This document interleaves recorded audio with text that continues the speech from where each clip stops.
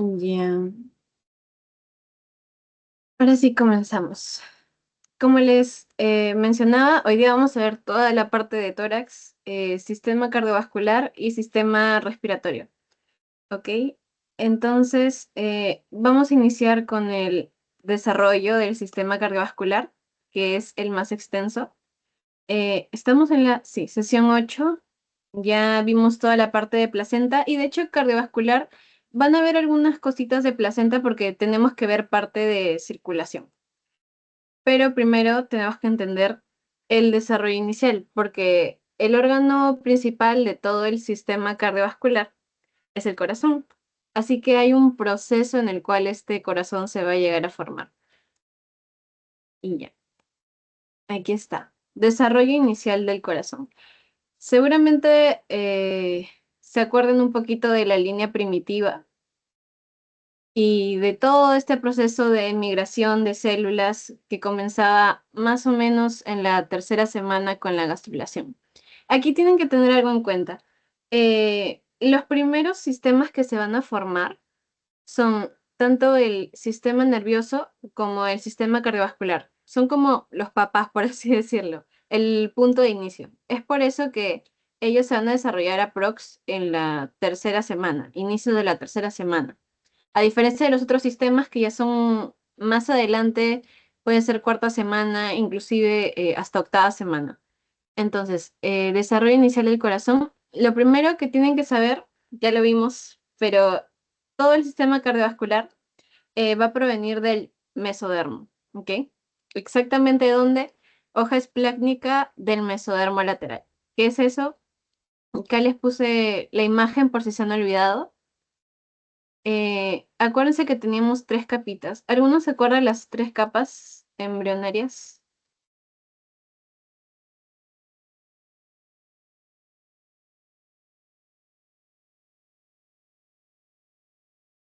Las que acaban en ermo.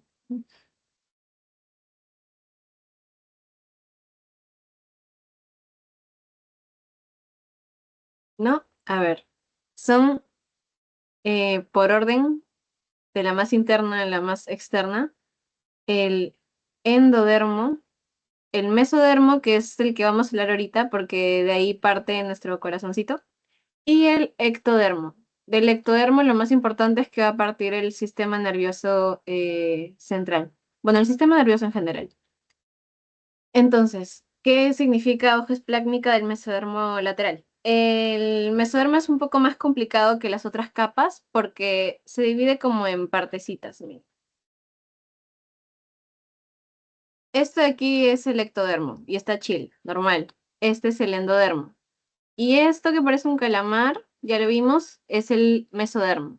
Entonces, esta protuberancia, esta dilatación, es el mesodermo paraxial. Este de aquí, que es como un puente de unión, es el mesodermo intermedio. Y el que es más lateral, valga la redundancia, es el mesodermo lateral. ¿Qué sucede con el mesodermo lateral? Que tiene dos hojitas, se abre como un libro. Una de esas hojas va a estar mucho más pegada al endodermo y por ende recubre el saco vitelino. Esa es la hoja esplácnica o la hoja visceral, ¿ok? Si se los preguntan, lo pueden sacar rápido por visceral, viene de vísceras, que son los órganos, o sea, recubre órganos. Entonces ahí lo pueden sacar mejor. Y ya, lo que les estaba explicando. Todo este proceso va a iniciar con la migración de células. Específicamente, ¿qué células? Células provenientes de la hoja esplácnica del mesodermo lateral. Estas van a migrar desde un eje caudal hasta el eje craneal, ¿ok? Desde aquí hacia acá. ¿Y cómo se van a posicionar? Como un imán. Y ya, ¿qué es ese imán? Lo que vamos a conocer como campo cardiogénico primario, porque más adelante nos va a dar las estructuras cardiovasculares. Entonces, el campo cardiogénico primario se forma en la tercera semana, aprox día 16, día 18. ¿Cuál es el campo cardiogénico primario? Este imancito de acá, el grande. Y más adelante, en el día 20, día 21, se va a formar el campo cardiogénico secundario, que es mucho más pequeño y es este verdecito que está aquí, ¿ok? Entonces, el primero en formarse, el campo cardiogénico primario, el segundo, campo cardiogénico secundario.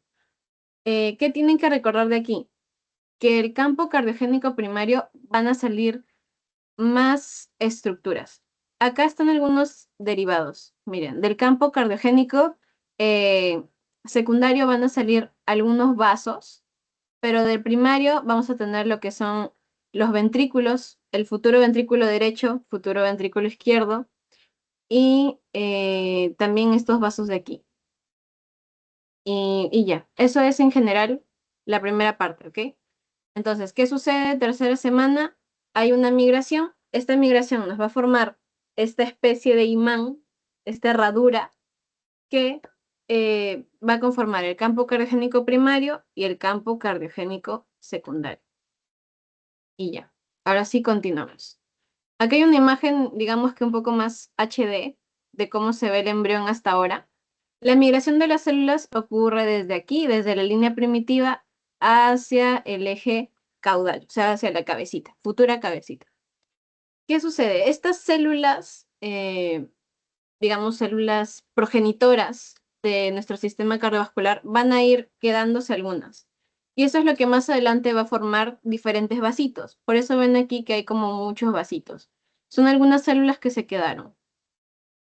¿Qué tienen que saber en esta parte?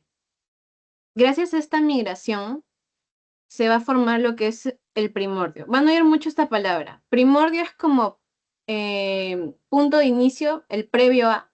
En este caso va a ser el primordio del corazón. El primer indicio del corazón, ¿ok? De que va a haber un corazón. Entonces, ¿qué va a conformar este primordio? Células mioblásticas y células angioblásticas. ¿Qué es eso? Mio viene de músculo. Acuérdense que el corazón es músculo, ¿ok? Y angio viene de vasos. Entonces ahí ya lo tienen. Músculo y vasos, ese es el primordio del corazón. Aquí hay una imagen que se las puse para que lo puedan entender. Es un corte a esta altura, más o menos. ¿Por qué necesitamos que sea a esta altura? Porque las células migran hasta este punto. Entonces, es algo así. ¿Cuál va a ser uno de los primeros indicios de que se va a formar el corazón?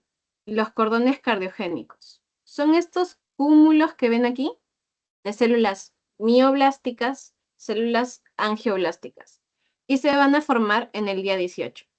Aunque no lo crean, esos dos cordones que están ahí nomás, que son full células, más adelante van a ir evolucionando, evolucionando hasta formar el corazón. Entonces, tengo una diapo más adelante para que lo vean. Pero hasta este punto, día 18, lo primero que se va a formar son los cordones cardiogénicos. ¿Ok? Típica pregunta de pasito de práctica. Y ya. Y ahora sí vamos con el desarrollo del corazón. Tenemos nuestros cordones, son así. ¿Qué caracteriza un cordón? Es como la agujeta de una zapatilla, no tiene luz, no puedes pasar a través de él. Pero en el día 20, estos cordones van a tener su evolución.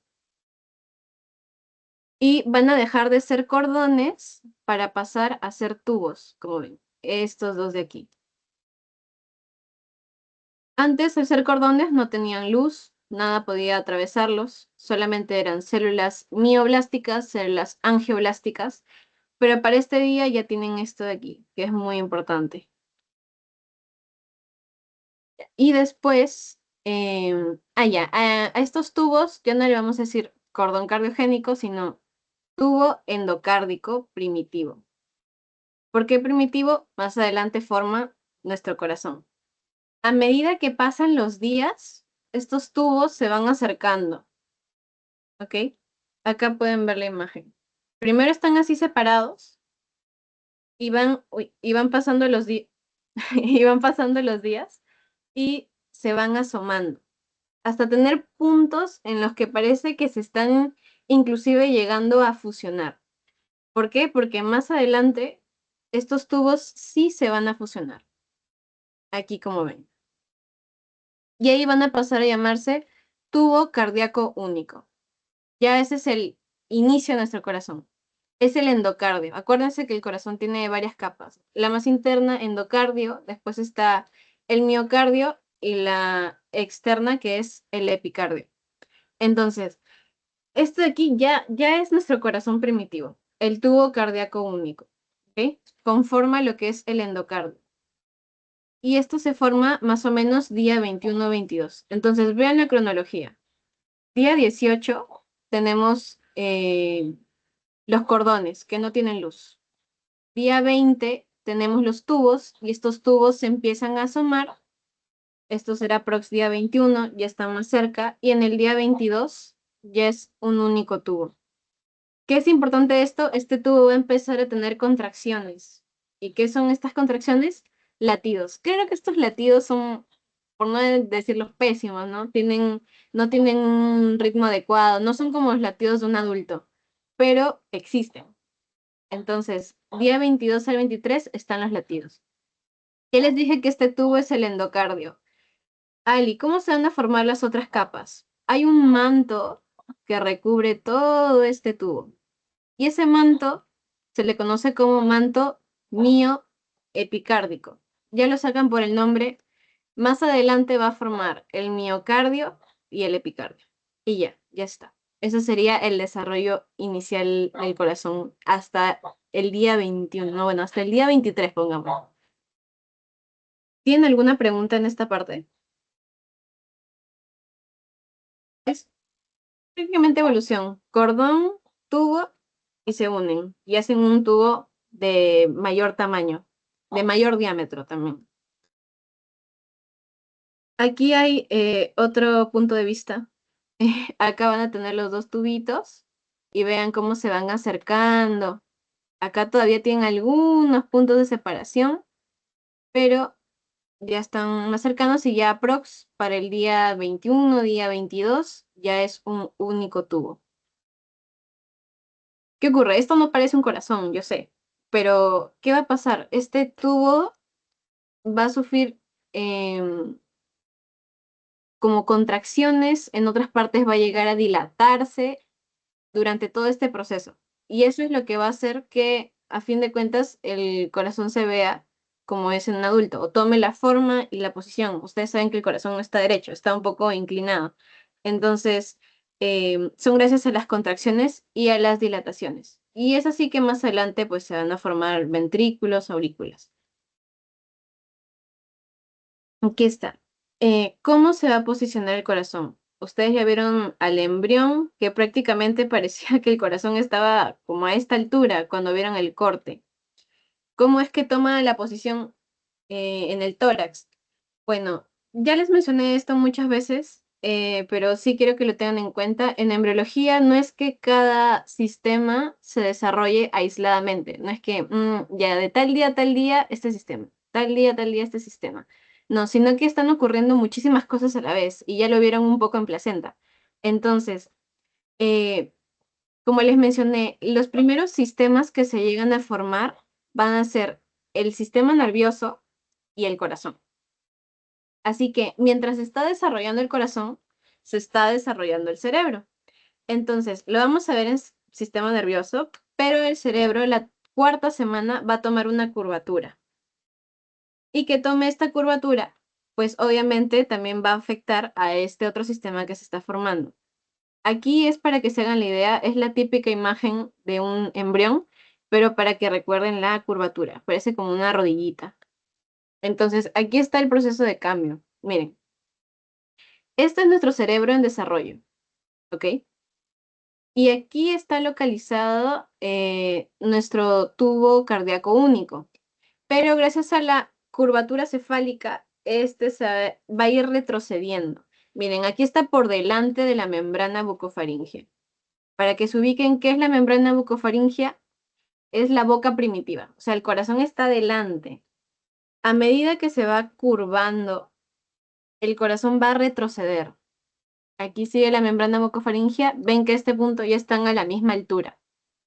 Y cuando se concrete la curvatura, el corazón va a estar detrás de la membrana bucofaringea. y es así como llega a tomar su posición en la cuarta semana. Ahora, lo que les estaba mencionando ya vimos esto, desplazamiento, lo que les estaba mencionando de las dilataciones y contracciones. El corazón no es sola, en el adulto no es solo un tubo, va a contar con ventrículos, con aurículas, con grandes vasos que se van a encargar de todo este intercambio. Pero al inicio, a nivel embriológico, era un tubo que poco a poco va tomando las formas de las cavidades. Entonces, esto es gracias a las dilataciones y las contracciones. Y es así que se van a formar las cavidades primitivas, que son estas de aquí. Típica pregunta de examen, a mí me vino en mi examen final, lo he visto en muchísimos exámenes también. Y yo tengo una mnemotecnia para que se lo aprendan. ¿Ok? Sau, ben, bata. Facilito. ¿Cuáles son? Empezamos con el seno venoso, la aurícula primitiva, el ventrículo primitivo, el bulbo arterioso y el tronco arterioso, ¿ok? A este punto el corazón luce algo así, no les voy a mentir, a ver, es como una cosa así. Entonces, estas dilataciones sí tienen un nombre. ¿Por qué hablamos de una aurícula primitiva, de un ventrículo primitivo? Porque todavía no están divididos. Y sí, también siguen este orden, ahorita van a ver por qué. ¿Vale? ¿Qué les preguntan usualmente? No les preguntan cuáles son, sino en qué orden están. Porque en el orden en el que se les estoy presentando, también es el orden en el que circula la sangre. ¿Ok? Ahorita lo van a ver. Y ya, acuérdense de la mnemotecnia, Sau, Ben, Bata, así no se van a olvidar. Inclusive si no llegan a recordar todos los nombres, cuando vean en las opciones, ahí sí van a recordar. Me parece que también se los coloqué en su pretest. Aquí está. Acuérdense, Sau, Ben, Bata. Ahí van a ir viendo. Aquí recién se está curvando, ¿ok? Aquí recién se está dilatando, entonces lo vamos a ver acá. Ya, tenemos el seno venoso, ¿ok? Seno venoso se continúa con la aurícula primitiva, que no se ve, ahí está muy pequeña. Luego sigue el ventrículo izquierdo futuro, ventrículo derecho futuro, pero por ahora les vamos a llamar ventrículo primitivo, ¿ok? Luego va a seguir lo que es el bulbo arterioso y al final el tronco arterioso. ¿Cómo diferencian bulbo del tronco? El bulbo es una dilatación y el tronco es el que está saliendo para los arcos aórticos, para estos vasos de aquí, ¿vale? Entonces, esas son las cavidades primitivas hasta este momento. Algo importante que también me preguntaron a mí, el asa bulboventricular. ¿Qué es el asa bulboventricular? Lo pueden sacar por el nombre de las cavidades. Bulbo, que viene del bulbo arterioso, y del ventrículo. Es esta cosita de acá. ¿Ok? Se llama así porque parece el asa de una tacita. Y se va a formar en el día 23 al día 28. Es una evidencia de que hay contracciones, de que hay dilataciones, prácticamente. ¿Y por qué es muy importante? Como les dije, el corazón tiene cierta direccionalidad a la izquierda. Entonces, el corazón se va a ir curvando hacia la izquierda y es así que forma el asa. Hay patologías en las que el corazón se curva a la derecha, lo vamos a ver más adelante, pero por eso el asa bulboventricular es tan importante. O sea, el corazón toma un poquito de camino hacia la izquierda para formar esta asa. Así. Aquí les puse un poquito de la circulación. Eh, ya saben que los latidos empiezan en el día 22-23, después de que se forma el tubo cardíaco único. Pero como les dije, son latidos que es un poco arrítmicos, pero para el día 28 y 30 ya hay una mayor coordinación. Este es un resumen de la circulación embrionaria hasta este momento. Algunas son cositas que ya vimos, un poco lo de placenta. El embrión va a tener estas venas que son las venas cardinales. Por acá tengo otra imagen para mostrarles. De ahí, por las venas umbilicales, va a llegar el oxígeno y luego están las venas vitelinas que también tienen sangre desoxigenada. Toda esta sangre va a cruzar a través de nuestras cavidades primitivas. ¿Por qué? Porque este es nuestro corazón. Entonces cruzan en orden. Sau, ven, bata. Siempre cruzan en orden. Seno venoso, aurícula primitiva, ventrículo primitivo, bulbo arterioso, tronco arterioso. Siguen este orden prácticamente. Seno venoso, aurícula primitiva, ventrículo primitivo, bulbo arterioso, tronco arterioso. Y es ahí donde van a salir, ¿ok? Eso sí, acuérdense. ¿Por qué los puse en morado? Porque una característica de la circulación en la etapa intrauterina es que hay puntos donde la sangre oxigenada se combina con la sangre desoxigenada. Eso lo vamos a ver en un ratito, pero es por eso que lo puse de ese color. Y ya, después sale la sangre por los sacos aórticos, arcos aórticos y de ahí las aortas dorsales para nutrir todos estos sistemas que ya vamos a ver más adelante. Y ya, y al final sale la sangre por las arterias intersegmentarias que son del embrión, por las arterias vitelinas y los desechos se van a la arteria umbilical. Acá tenía que colocárselo de azul, ¿ok? La arteria umbilical lleva sangre desoxigenada. Y ya. Acá hay un zoom para que lo vean más o menos. Este de aquí es el saco vitelino. Todo este de aquí, lo que está rodeado por el mesodermo visceral. Este de aquí es el corium frondoso. ¿Por qué? Porque para este lado, tengo un poquito de imaginación, va a estar la placenta. Entonces, este es el punto en el que se va a realizar el intercambio gaseoso, ¿ok? Aquí tienen la arteria umbilical que lleva sangre desoxigenada y la vena umbilical que va a traer la sangre oxigenada. Esta es la aorta dorsal. De acá salen muchos vasitos para irrigar diferentes sistemas. Y este es nuestro corazón, que todavía no parece corazón, pero está en proceso. ¿Tiene alguna pregunta hasta esta parte? ¿No? Vale. Entonces, ya tienen las cavidades primitivas, cómo empezó a formarse el corazón.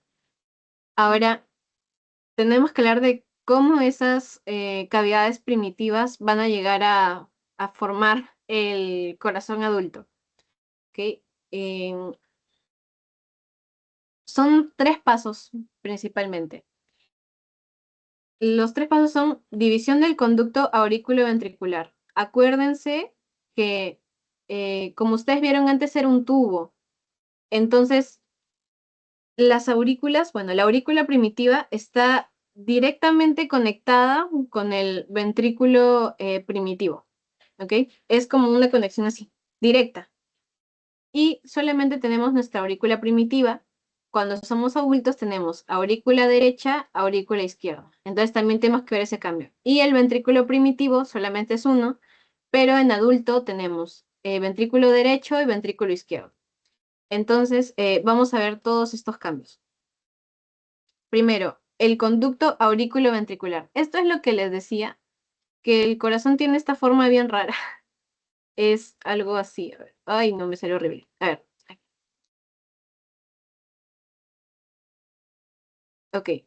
Está volteadito por si acaso. ¿Vale? Esto de aquí, la entrada de la vena va a ser el seno venoso. Esta es nuestra aurícula primitiva, que como les digo, está directamente conectada con nuestro ventrículo primitivo. Este es el bulbo arterioso y este es el tronco arterioso que va a salir para darnos los arcos aórticos, ¿ok? Entonces, nosotros vamos a realizar un corte para poder, aquí lo puse, corte sagital, para poder ver qué está pasando dentro. Ya, lo que les decía, esta es la aurícula, este es el ventrículo. Y como ven, están directamente conectados, o sea, es una única conexión. Con el paso de los días, esto tiene que cambiar. Ese conducto se va a ir dividiendo. ¿Por qué? Más o menos entre la cuarta hasta la quinta semana, aprox por 10 días, eh, se separa más o menos aurícula y ventrículo. porque en esta zona de aquí va a haber proliferación de tejido. Entonces, este tejido va a ir aumentando, aumentando, hasta cubrirlo parcialmente. Miren, ahí se ve cómo va aumentando. Uy, primero esta imagen. Ahí se ven cómo va aumentando, aumentando. Eso se le conoce como cojines endocárdicos y después ya lo llega a cubrir. Este es otro tipo de corte, ¿vale? Han tomado la imagen de aquí y han realizado el corte así, para que vean qué ocurre. Como ven, este de aquí es la almohadilla endocárdica que se formó por el crecimiento del tejido, pero va a dejar dos espacios libres, que van a ser ahora el conducto auriculoventricular derecho y el conducto auriculoventricular izquierdo, ahí como pueden ver. Entonces, pasamos de tener una sola unión a que incrementen estas almohadillas y ahora tengamos la almohadilla subendocárdica y dos conductos. Ese es el primer cambio que va a haber. Acá hay otra imagen. Como les digo, primero era un tubo, hay crecimiento de estas almohadillas y termina así. Parcialmente septado. Todavía por aquí hay comunicación. Conducto auriculoventricular derecho y el izquierdo. Y ya está. A ver, ahora acá, ya, sí está. Les hice esta gráfica para que lo puedan entender. Sé que está un poco fea, pero digamos, es este corte de aquí. ¿Ok? Tengan en cuenta que esta es la aurícula primitiva y este es el ventrículo primitivo. Entonces, a medida que se vayan separando, esta va a ser la aurícula derecha, esta va a ser la aurícula izquierda, ventrículo derecho, ventrículo izquierdo. Entonces, acá en mi preciosa gráfica, les puse este corte más o menos para que vayan viendo los cambios, porque es la mejor manera de ver qué cambios hay en este espacio. Entonces, aquí ya tenemos nuestro cojín endocárdico, todo perfecto. ¿Qué vamos a ver primero? ¿Cómo se divide la aurícula primitiva? De una sola aurícula primitiva, como ven, que puede fluir toda la sangre, a aurícula primitiva derecha, aurícula derecha, aurícula izquierda. ¿Ok? Acá les puse este dato. Durante el periodo fetal, el flujo de la sangre es de derecha a izquierda. Por eso las flechitas van así. Ya. ¿Y qué va a ocurrir para dividir la aurícula primitiva? Entre estos espacios va a salir una pequeña membrana que se le conoce como el septum primum. Este septum va a crecer desde arriba hacia la almohadilla endocárdica. Y mientras va creciendo, va a dejar este espacio que se le va a conocer como foramen primum. ¿Qué significa foramen primum? Es como decir el primer agujero, el primer espacio que queda entre ellos. A medida que pasan los días, este tejido, esta membrana va a seguir creciendo y va dejando espacios, espacios, espacios para poder completar el tabique. Entonces, quedan estos espacios de aquí y este de acá, el que está más cercano a la almohadilla endocárdica, es nuestro foramen primum. ¿Ok? Es así como va evolucionando con el paso de los días.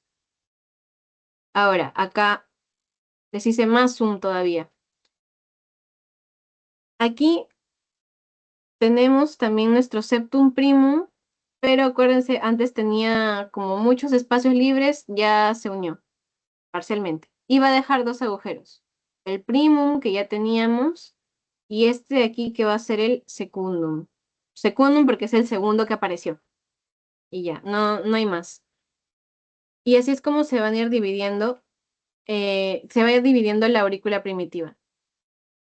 A este punto desaparece el foramen primum y solamente nos vamos a quedar con el secundum. O sea que esta membranita ya se unió hacia abajo, hacia la almohadilla endocárdica. Y ya. Una vez que se haya unido, va a constituir lo que es el primer tabique, porque ya hizo una separación y ya se unió a la almohadilla endocárdica. Entonces, este de aquí va a ser el primer tabique. A ver, aquí. Entonces, ya tenemos lo que era el septum primum, que se unió, formó el primer tabique. Todavía nos queda un agujerito que se llama foramen secundum y va a empezar a aparecer este de aquí, que es el septum secundum, o sea, el segundo septum que aparece. Entonces, este septum secundum también va a ir alargándose desde la parte superior y desde la almohadilla endocárdica.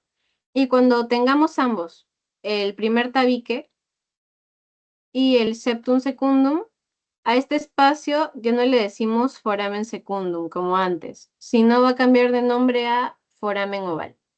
Y este foramen oval es muy importante porque también hay patologías relacionadas a él, ya que persiste en la vida intrauterina, pero después de nacer, este tiene que desaparecer, si no la sangre de la aurícula derecha y de la aurícula izquierda se mezclan entre sí, ¿ok? Entonces, este foramen es muy importante. ¿Qué tuvo que pasar para que aparezca este foramen? Review. Tenemos nuestra aurícula derecha, nuestra aurícula izquierda, empieza a crecer el septum primum, tiene primero como pequeños espacios que deja, de ahí se une totalmente. Vamos a quedar con este agujero que es con este agujero que es el septum secundum, y después aparece, perdón, que es el foramen secundum, y después aparece el septum secundum, que es esta cosita de aquí, que es otro tabique, va creciendo, creciendo, creciendo, y el agujerito que queda se va a llamar foramen oval. Ya, eso es todo lo que ocurre. Aquí pueden ver que siguen creciendo los dos. Este es el primer tabique y este es el septum secundum. El primer tabique crece solamente la porción de la almohadilla endocárdica y al final va a quedar como una válvula que cruza la sangre y se mueve así, como un muñequito. Y ya. Este espacio es el agujero oval o foramen oval. Acá les coloqué una imagen para que lo vean. Este es un corazón adulto. Se los coloco porque sé que todavía no llevan anatomía la mayoría de ustedes. Entonces, para que se ubiquen. Esta es la aurícula derecha, adulta. Y este es el rezago que queda del foramen oval. ¿Ok? Y ya. Uy, se me trabó mi...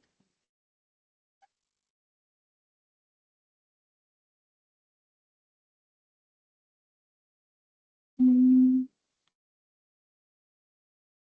A ver, esperen, voy a volver a compartir porque no me deja escribir. No sé qué pasó.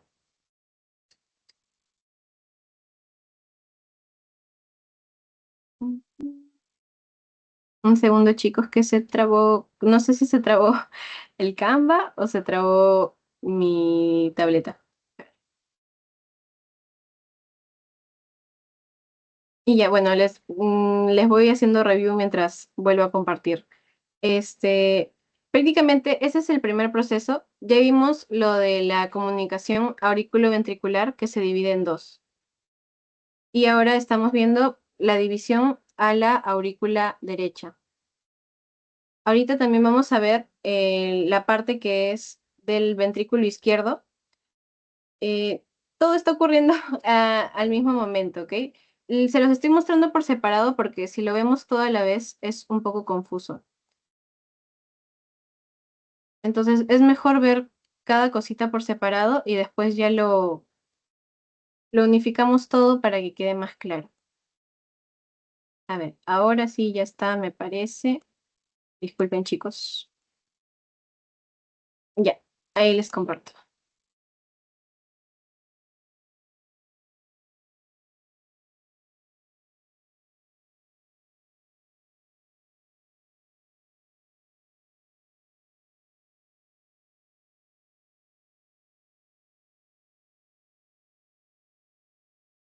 ¿Me confirman si se ve? Por fin. Sí, se puede. Ok, entonces continuamos. Em, a ver. Ah, ya, les estaba mostrando la aurícula derecha adulta, ¿ok? Porque sé que algunos no han llevado anatomía. Este de aquí es el rezago que queda de este agujero oval, de esta comunicación entre aurícula derecha y aurícula izquierda.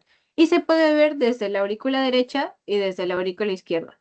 En el adulto ya se le conoce como fosa oval, o también le pueden decir agujero oval, no hay problema, ¿vale? Entonces, continuamos aquí. ¿Qué más tienen que saber de la aurícula derecha? En la aurícula derecha se van a incorporar vasos, ¿ok? Nosotros a nivel embrionario vamos a tener esto de aquí, que es nuestro seno venoso, y el seno venoso está independiente, está tranquilo, pero a medida que va evolucionando, se incorpora a la aurícula derecha, se une con ella, ¿ok? Porque en un principio está separado del corazón, solamente hay una comunicación muy pequeña, pero tiene que sufrir modificaciones. Entonces, la primera modificación que ocurre es que se incorpora a la aurícula derecha y también que al seno venoso se dice que tiene dos cuernos, ¿vale? Entonces, el cuerno que más le va a crecer va a ser el cuerno derecho, que es este de aquí. El cuerno derecho va a ir aumentando, mientras que el cuerno izquierdo va a ir disminuyendo. Y ya. Entonces, derecho aumenta, izquierdo disminuye. Nada más, eso es lo que tienen que saber por ahora del seno venoso, pero sí acuérdense por favor que se va a unir a la aurícula derecha, ¿ok? Aquí tienen otro punto de vista de la aurícula derecha. Eh, ¿Por qué es importante que se une el seno venoso? Lo que quiero que tengan en cuenta es que la aurícula tiene un tejido muy rugoso y los vasos tienen un tejido más liso, por así decirlo, que un tejido característico de un vaso sanguíneo. Porque el tejido primitivo de la aurícula es sumamente rugoso. Entonces, mientras se va uniendo el seno venoso, le va a ir donando parte de su tejido a la aurícula, ¿vale? Y es así que se van a ver cambios en la aurícula adulta. Miren, acá hay otra imagen. Este es el seno venoso, aurícula derecha. El seno venoso va a constituir después lo que es la vena cava superior y la vena cava inferior. Las dos de ellas drenan en la aurícula derecha adulta. Este es el tejido normal que tiene la aurícula, sumamente rugoso, pero a medida que se vayan añadiendo los vasos, pues le va a donar su parte lisa. Y ya está. ¿Cómo se llama este espacio, este límite entre la parte lisa y la parte rugosa? La cresta terminal. Y ya, eso es en general. Y a este tejido que se ha incorporado, que ha migrado del vaso a la aurícula, se le conoce como el sinus venarum, ¿ok? Es el seno venoso que se ha incorporado a la aurícula derecha primitiva. Y ya, eso sería esa parte. Aquí, ahora que ya saben eso, para que lo entiendan. Ustedes dirán, ¿por qué casi toda la aurícula es lisa? Si supuestamente la aurícula en sí tiene un tejido rugoso, solo es una partecita del vaso, ya. Esto es lo que queda de la aurícula primitiva en el adulto, ¿vale? Esta parte rugosa de aquí era la aurícula primitiva y a eso se le conoce como orejuela, ¿ok? Es la forma más fácil de diferenciar las aurículas. Son como dos orejitas que cuelgan. Esta orejuela es lo que era la aurícula primitiva y toda esta parte lisa es lo que donó el seno venoso, ¿vale? Que va creciendo, creciendo. Y el punto límite entre estos dos mundos, entre este tejido rugoso y este tejido liso, es la cresta terminal. Aquí está para que lo vean. Ya. Orejuela derecha, que antes era la aurícula primitiva, y la cresta terminal, que es el límite entre ambos, ¿vale?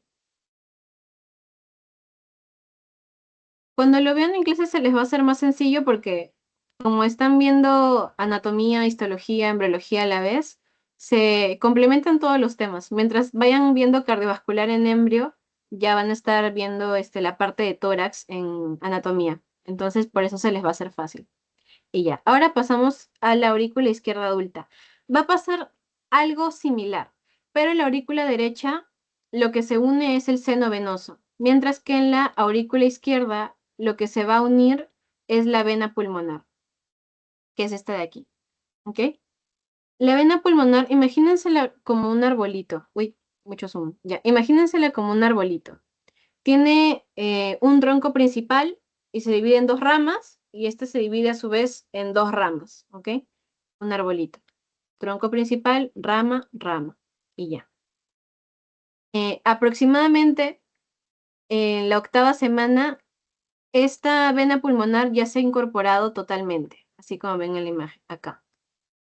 Pero es un proceso. Poco a poco se va unificando, poco a poco su tronco se va uniendo y después se van uniendo las ramas, ¿ok? Este proceso va desde la quinta hasta la octava semana. Pero en la octava, miren, ya casi ni parecía que era un tronquito antes. Está casi totalmente unificado y va a dejar estas entradas en la aurícula izquierda, ¿vale? Y ya. La mayor parte de la aurícula izquierda es tejido liso, porque como vieron, toda la vena pulmonar se unió, entonces le donó su tejido a la aurícula. Y esto que queda aquí chiquito, rezagadito, es lo que originalmente era la aurícula izquierda, que en el adulto va a ser la orejuela izquierda. ¿Ok? Aquí les puse otra imagen para que lo entiendan. Ignoren esta parte de aquí, por favor. Este es el ventrículo izquierdo, no se vayan a confundir. La aurícula es súper pequeña, esta de aquí. Entonces, la aurícula va a tener la entrada de las venas pulmonares. Esto de aquí es, acuérdense, la fosa oval, el agujero oval que se cerró, que antes conectaba con la aurícula derecha. Y esto de aquí chiquitito es lo que era nuestra aurícula izquierda primitiva, que ahorita solamente va a ser pues conocido como orejuela, porque parece una orejita. Y todo este tejido liso es lo que donó la vena pulmonar. Y ya, ahí está, ahí se los coloqué. La parte lisa es la vena pulmonar reabsorbida y la parte rugosa, la aurícula izquierda primitiva, o sea, la orejuela. No he visto que lo pregunten tanto en embrio, más se los preguntan en la misma clase práctica de anatomía, o sea, aparte de ¿qué es la orejuela? Es el rezago de la aurícula izquierda primitiva, por si se los llegan a preguntar así directamente. Y ya. Eh, Aquí es una review de cómo queda prácticamente todo. Sé que mi dibujo está curiosito, pero ok.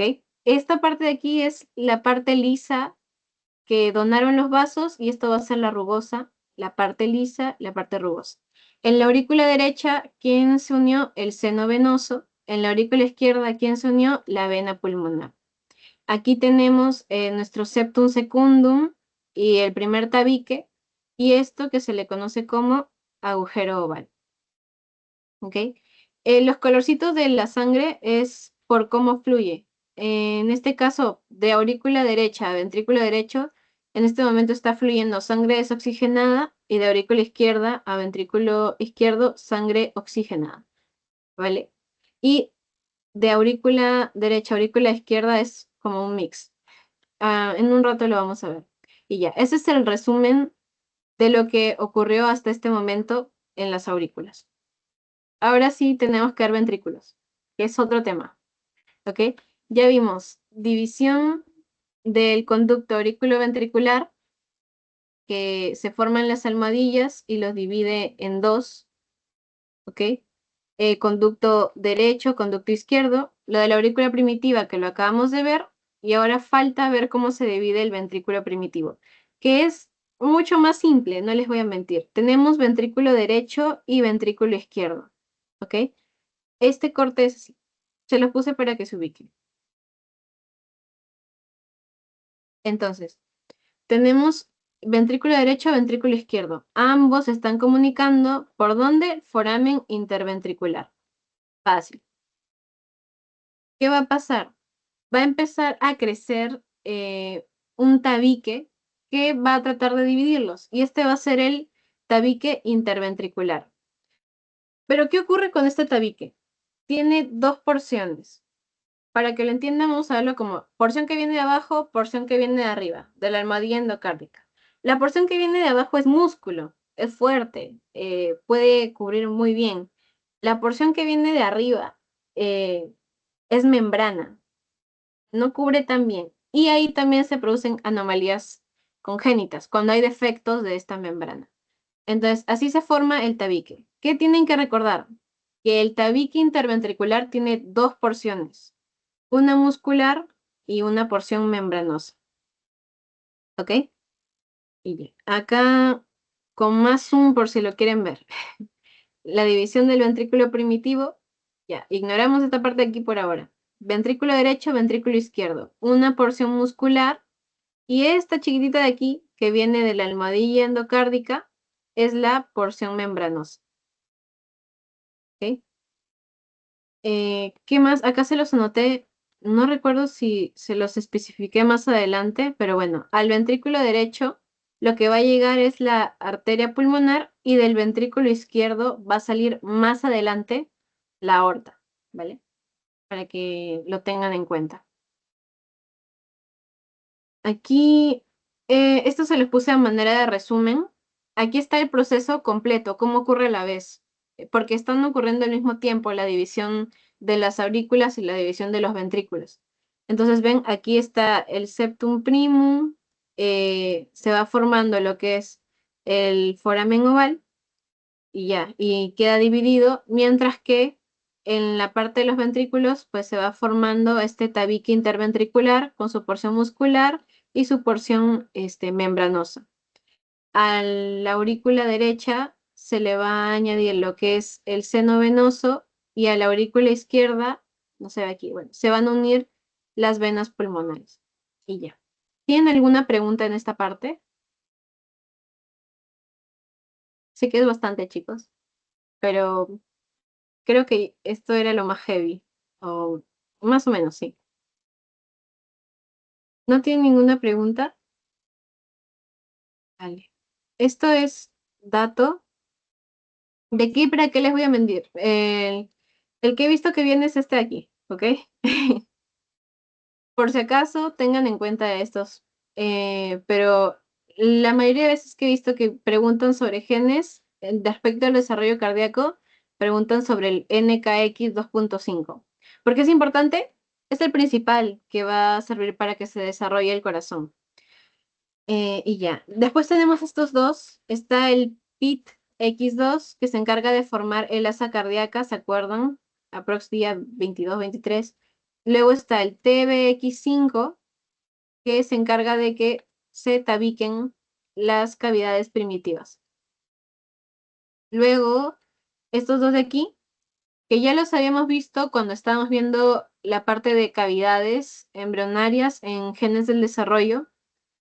Como saben, no son los mismos genes para el lado derecho y para el lado izquierdo, porque aparentemente nosotros somos simétricos, pero si realizamos un corte, nuestros órganos no son para nada simétricos. Entonces hay genes que se encargan de propiciar cambios en el lado derecho y genes que se encargan de propiciar cambios en el lado izquierdo. Y para eso son estos dos, HANT1, mano 1, HANT2. Y se van a encargar de diferenciar los ventrículos. Ya vieron que el caso del corazón no es un reflejo, o sea, la aurícula derecha no es igual a la aurícula izquierda. Y más adelante hay todavía más cambios. Entonces, para que vean que hay genes que actúan solo para eso. Y luego está esto de aquí. Este es el enemigo, ¿ok? El WNT de tipo 3A y 8 es el que quiere evitar que haya desarrollo cardíaco. Pero para que este no intervenga y se pueda desarrollar adecuadamente el corazón, intervienen estos dos genes de aquí, que son Crescent y Cerberus, que también los mencionamos antes, que van a inhibir al WNT y así se puede desarrollar normalmente el corazón. Y ya, eso es en la parte de genes. Este sí no se me vayan a olvidar, por favor. Y ya. Ahora, más cavidades, chicos. Ya vimos ventrículo, vimos aurícula. ¿Cuál nos falta? El bulbo arterioso y el tronco arterioso. O sea, del Sauben bata nos falta ver a bata. Y ya. Acá, estas son las partes del bulbo arterial. Son 3 en total. El bulbo arterioso, que es la parte que está más cercana al corazón, que es esta dilatación. El cono arterioso, que es el punto en medio entre bulbo y tronco, o sea, es como la frontera. Y luego está el tronco arterioso, que es el más distal y que se encarga de originar las raíces de la aorta, ¿ok? O sea, este es el que está más alejado. Este es el proximal al corazón y este es distal al corazón. Y ya. Ali, no te entiendo nada. Aquí está la imagen. Este es el bulbo arterioso. El punto en medio es el cono arterioso y este de aquí que sube, esta pequeña raíz, es el tronco arterioso. Entonces, entre ellos también ocurren cambios. Y en resumen, ¿cuál es el gran cambio? Se van a tabicar, o sea, se van a separar, ¿vale? De ser un solo tubito va a formar dos. ¿Por qué? Porque más adelante estos son grandes vasos, o sea, aquí va a salir lo que es la aorta y la arteria pulmonar. Entonces, sí o sí tienen que llegar a separarse. Y es un proceso bastante parecido a cómo se formaba la almohadilla endocárdica. O sea, empieza a haber un crecimiento, proliferación de tejido subendocárdico. A eso se le conocen como crestas. Van aumentando, aumentando, hasta poder tabicarlo, ¿ok? Pero, ¿qué es lo peculiar? Que no es que se tabique así, de esta forma, sino que tiene, a ver, para que se ubiquen más o menos como la forma del ADN, se tabican de esta manera, ¿ok? Como entrecruzados. Es por eso que más adelante tenemos los vasos un poco entrecruzados. Entonces, la tabicación es helicoidal, ¿vale? Y ocurre desde la semana 5 y se debe concretar aprox en la semana 8. O sea, para la semana 5 tenemos pequeñas crestas que están intentando separar, pero en la semana 8 ya tenemos un tabique, ¿vale? Aquí para que lo vean, uy, uy, uy, ya. Estos son cortes a esta altura, miren. Corte a la altura 1, la tabicación está aquí. Corte a la altura 2, la tabicación está aquí. Corte a la altura 3, la tabicación está aquí. ¿Qué significa eso? Pues que están entrecruzados así. ¿Vale? Y ya. Esta es la parte de la separación de bulbo y del tronco arterioso. ¿Para qué sirve? Más adelante así va a fluir la sangre. ¿Ok? Entrecruzada. Ahorita lo van a ver eh, ya aquí. ¿Ven que están entrecruzados? ¿Ok? Esto de aquí, eso sí, recuérdenlo, esta es la aorta. La aorta pasa por detrás. Y esta es la arteria pulmonar, ¿vale? Están así, abrazándose. Y ya. Aquí está lo que les mencionaba, que era helicoidal. Ahora, ¿qué ocurre? También hay problemas. En todo puede haber problemas, si se dan cuenta. Son procesos muy específicos. Entonces, la patología puede haber es la transposición de grandes vasos. ¿Qué quiere decir? Una falla en esta tabicación helicoidal, que puede hacer que la aorta esté por encima del tronco pulmonar o viceversa, que el tronco pulmonar esté cabalgando directamente, totalmente encima de la aorta. ¿Y cuál es el problema? Que puede haber compresión de grandes vasos y eso es una grave afección. Entonces, eso sería la parte de la separación y lo que ya les mencioné, eh, la aorta se va a ir al ventrículo izquierdo y el tronco pulmonar se va al ventrículo derecho. Y ya, voy acá lo puse al revés. Bueno, es volteado. Mm, Esto de aquí es volteado, ¿vale? Ahora, ya que vimos todo eso, ya tienen un poco de conocimiento de anatomía cardíaca. eh, Aquí les puse un corazón. Espero no les distraiga el GIF, perdónenme. ¿Qué tienen que saber? El corazón adulto no combina la sangre oxigenada con la sangre desoxigenada. ¿Y por qué ocurre eso? Porque hay válvulas. Estas válvulas son las que permiten que haya una contracción, o sea, están coordinadas para ir de acuerdo al movimiento de la contracción, para abrirse y cerrarse, abrirse y cerrarse. Así es como el corazón se llena o expulsa la sangre. Entonces, hay dos tipos de válvulas, las semilunares y las atrioventriculares. Lo sacan por el nombre. Las semilunares son las de los vasos. ¿Cuáles son los vasos que llegan a nuestros ventrículos? Ya les dije, la aorta y la arteria pulmonar. Este de aquí es nuestro ventrículo derecho.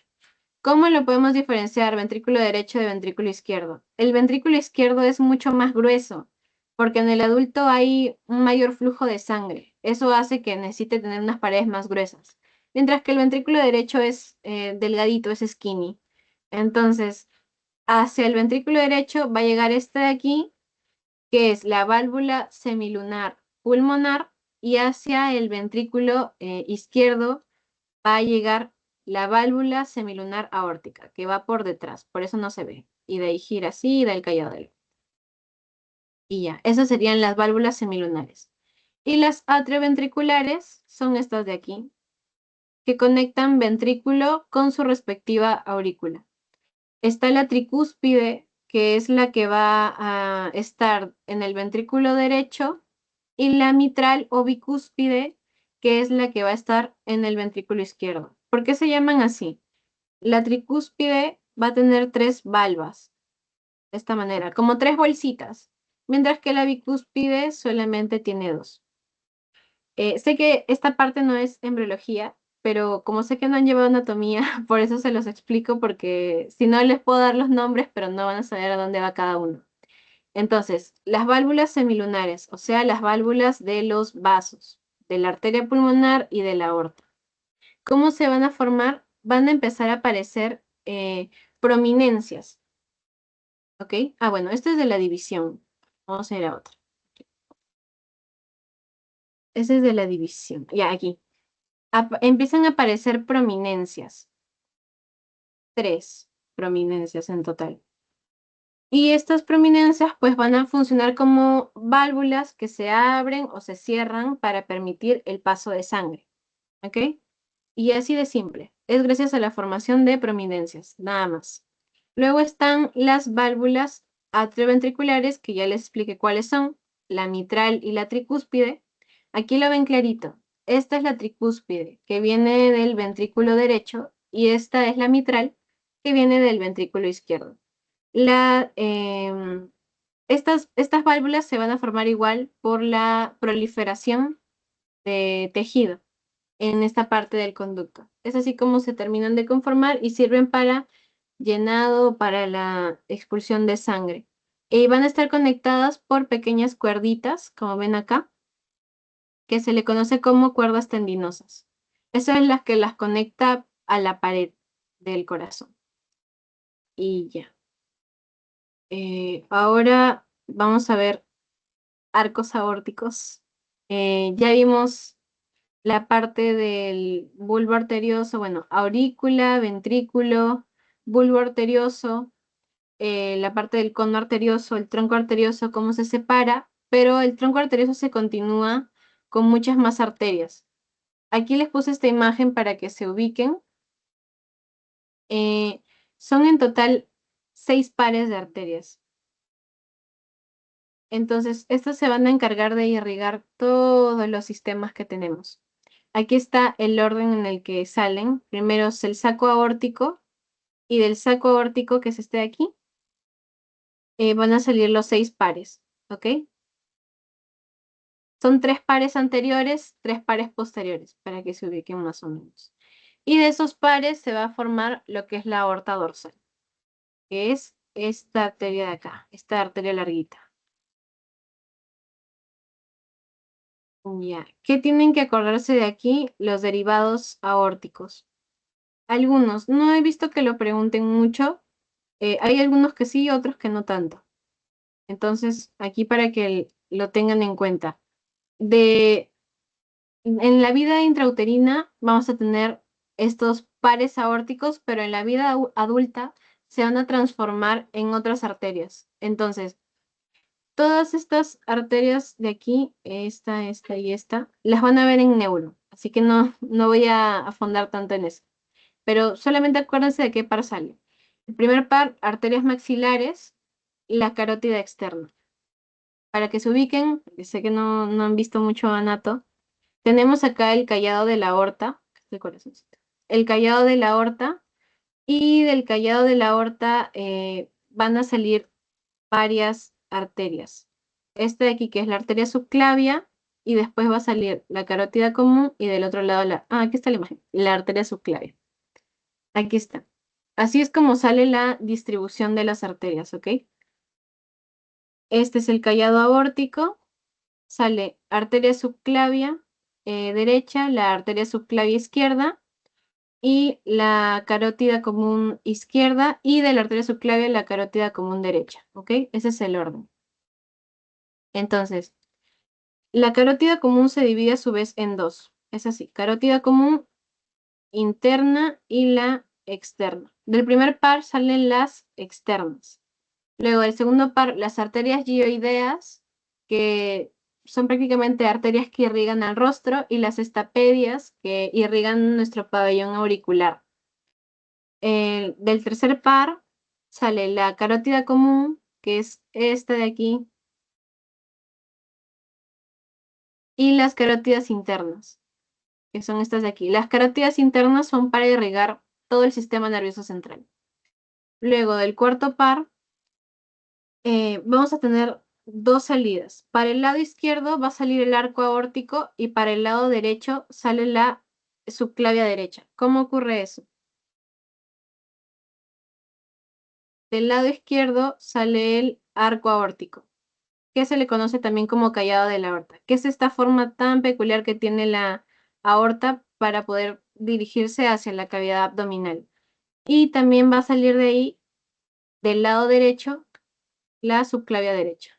Entonces, el callado de la aorta del lado izquierdo y la subclavia derecha del lado derecho. Y ya. De ahí, el quinto par, sí, acuérdense, siempre preguntan, no sale nada del quinto par. Este se degenera, ¿ok? A nivel adulto no tenemos nada que mencionar. Y del sexto par, del lado izquierdo, la arteria pulmonar izquierda con el conducto arterioso, y del lado derecho, la arteria pulmonar derecha. Y ya ahí lo pueden sacar. Ahí, ¿qué es el conducto arterioso? El conducto arterioso es un conducto, valga la redundancia, que va a unir esta parte de la arteria pulmonar con la aorta, pero en el adulto eso no debe pasar. Entonces se degenera, y solamente en el adulto tendremos el ligamento interóseo, o también conocido como ligamento arterioso, ¿vale? Solamente está durante la vida embrionaria, bueno, durante la etapa intrauterina, pero en el adulto ya no hay conducto arterioso. Y ya. Aquí les había puesto el zoom para que lo entiendan. Callado aórtico del lado izquierdo, la subclavia que sale del lado derecho, y estas arterias que seguro todavía no las conocen. La carótida común, que bota dos ramitas, que es la carótida externa y la carótida interna. La carótida externa es la que va para adentro. Perdón, sí, la carótida externa es la que va para adentro, y la que va para afuera es la interna. ¿Ok? Y ya. Ahora, ya para casi terminar más o menos la parte de corazón, circulación venosa, hay tres términos en la circulación en general, no solo en la venosa. La vasculogénesis, que es la formación de vasos, pero desde células primordiales, por así decirlo, desde células progenitoras, que van a ser los angioblastos. Cuando hablamos de vasculogénesis, prácticamente hablamos de grandes vasos, como la aorta dorsal, la aorta dorsal única, ¿ok? Angiogénesis es la formación de vasos a partir de vasos ya existentes, o sea, como una ramificación. Em, Son ramificaciones de grandes vasos, esa es la diferencia. Y ya, y el gen encargado de la regulación, bueno, factor encargado de la regulación, que es el VEGF, factor de crecimiento endotelial vascular. No tienen que aprenderlo, pero para que lo sepan por ahí. Y ya. Estos términos sí, acuérdense. Vasculogénesis es como un vaso sanguíneo desde cero. Angiogénesis, un vaso sanguíneo formado a partir de otro vaso sanguíneo. Eso sería la primera parte. Ahora vamos a ver el orden de la circulación venosa. Para la cuarta semana, esto lo vimos un poquito al inicio, van a drenar 3 venas: vitelinas, umbilicales y cardinales. Las vitelinas y las cardinales llevan sangre desoxigenada, pero la umbilical lleva sangre oxigenada. Eso lo vimos cuando vieron cordón umbilical. En la quinta, séptima semana, las venas cardinales se van a especializar y van a botar más ramitas. Las subcardinales, supracardinales, sacrocardinales. Y para la eh, sexta, a octava semana, ya vamos a tener la transformación aprox al tipo adulto, ¿ok? Que es el sistema venoso que ya tenemos nosotros. Y ya. Ahora, ¿qué parte de esto es lo que tienen que recordar? A estas venitas, a estas 3 de aquí son las principales que tienen que recordar.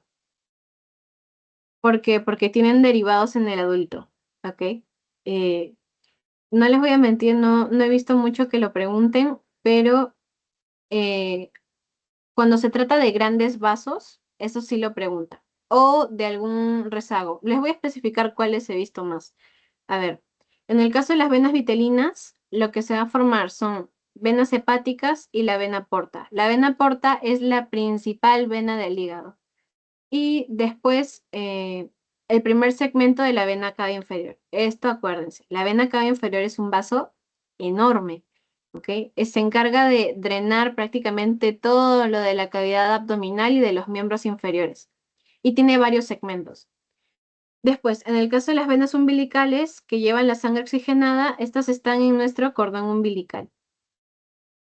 Entonces, eh, hay 2 venas umbilicales, derecha e izquierda. La derecha se degenera, ¿ok?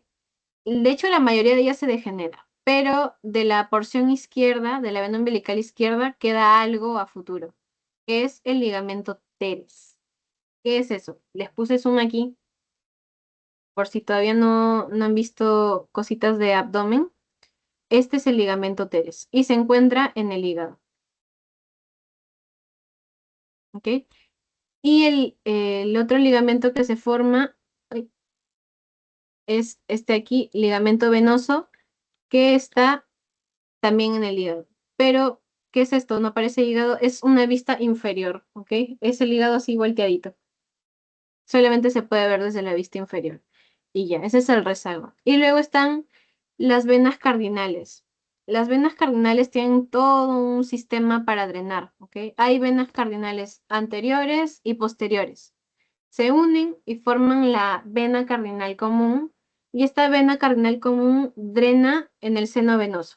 Y ya saben que el seno venoso se va a la aurícula derecha. Ese es el proceso de drenaje. Y es importante porque es el principal sistema de drenaje en la vida intrauterina, ¿ok? ¿Qué ocurre después del nacimiento? Las venas cardinales anteriores forman la vena brachiocefálica izquierda y, importante, la vena cava superior.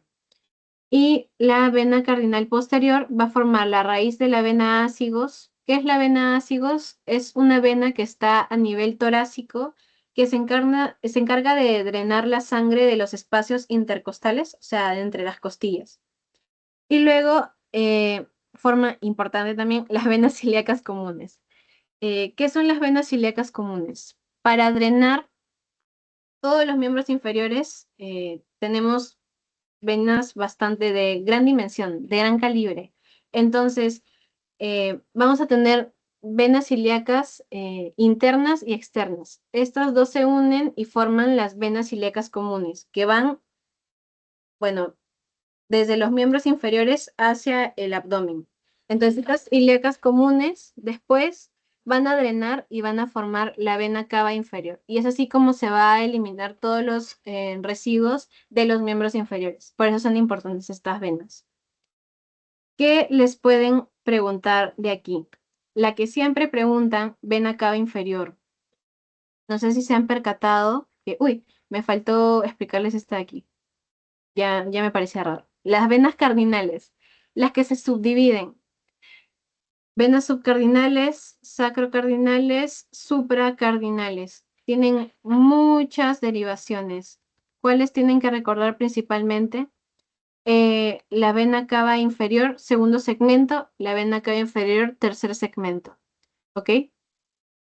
Ahora sí, ya pueden ver esta parte de aquí. ¿Cuál preguntan más? Usualmente la vena cava inferior, porque tiene un gran tamaño, va desde el abdomen y drena en el corazón y lleva casi todo de toda la sangre venosa de miembros inferiores y de abdomen. Entonces, de acuerdo a dónde está ubicada, es su nombre. La parte hepática, cuando está a la altura del hígado, renal, riñones, y sacrocardinal, cuando ya se está dirigiendo más a la zona ilíaca, a los miembros inferiores. La primera porción deriva, eso está en las diapos anteriores, pero por si no lo vieron, de las venas vitelinas. La segunda porción va a derivar de las venas subcardinales. Y la tercera porción, como su nombre lo dice, de las venas sacrocardinales. ¿Cómo se lo pueden preguntar? Una pregunta directa. ¿Cuáles son las venas de la circulación venosa que dan origen a la vena cava inferior? O una pregunta de caso clínico. Un recién nacido presenta edema en extremidades inferiores, signos de insuficiencia venosa. Se sospecha malformación en el desarrollo de la vena cava inferior. ¿Qué venas embrionarias podrían estar involucradas? Esa es una pregunta indirecta. Y ya, es así como les pueden preguntar esto. Esta es la que más he visto, creo que me la preguntaron en seminario, entonces por si acaso se las coloqué. Y ya. Ahora, circulación arterial. Ya vimos venosa, falta arterial. Sé que el tema es bastante extenso, pero ya falta poquito. La parte de circulación arterial es prácticamente drenaje. Primero, cuarta, quinta semana tenemos a los arcos branquiales que los irrigan los arcos aórticos, ¿ok?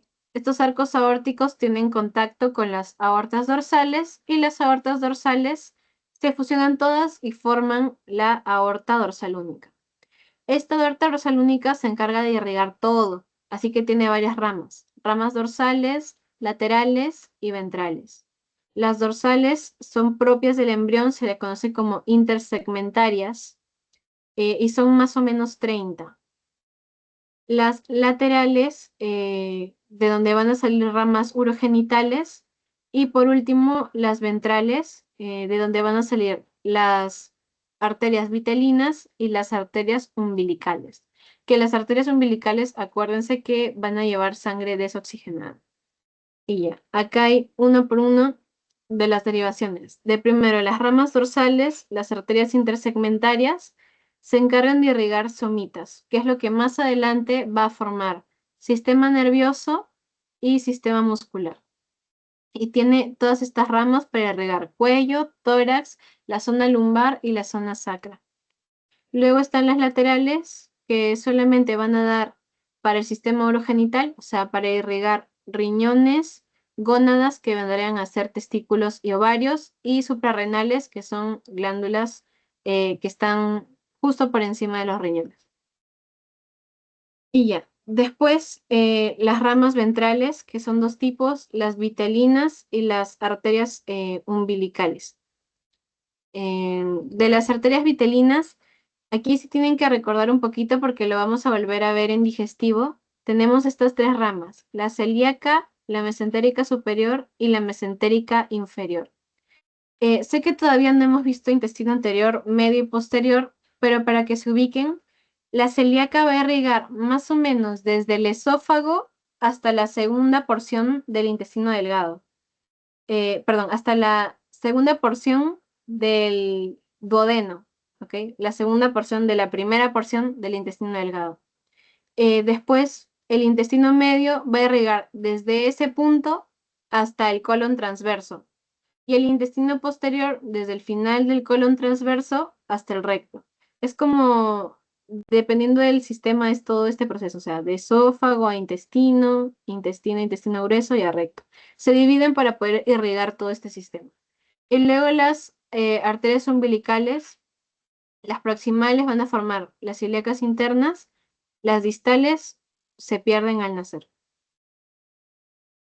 Ahora ya casi para terminar, malformaciones congénitas del aparato cardiovascular. Esto sí lo preguntan bastante. Siempre preguntan malformaciones congénitas. Entonces traten de recordar la mayoría de nombres. A ver. Primero los más fáciles, que son los de posición. Y también los que más preguntan, en especial este de aquí, que es la dextrocardia, que me parece que era característico del síndrome de Turner. La dextrocardia es lo que les había mencionado cuando el asa bulboventricular, en lugar de girar donde debe, gira del lado opuesto, ¿ok? En vez de girar a la derecha, va a rotar a la izquierda. Eso es lo que ocurre. Miren, aquí está, posición diferente al usual. Y eso va a alterar pues la posición de las cavidades de las aurículas, los ventrículos. Y luego está lo que es la ectopia cordis, que es cuando, ya saben que ectópico es prácticamente fuera de lugar. Ectopia cordis quiere decir que el corazón está posicionado fuera de la pared torácica, o sea, bueno, fuera del pericardio, ¿ok? Ni siquiera hay pared torácica, así que no puede estar fuera de la pared torácica. Y es incompatible con la vida porque es de alto riesgo. En la ectopia cordis está expuesto al exterior, mientras que en la dextrocardia es un giro irregular en el asa bulboventricular. Y ya, luego están los defectos del tabique auricular, que son todos estos, pero los podemos resumir bastante.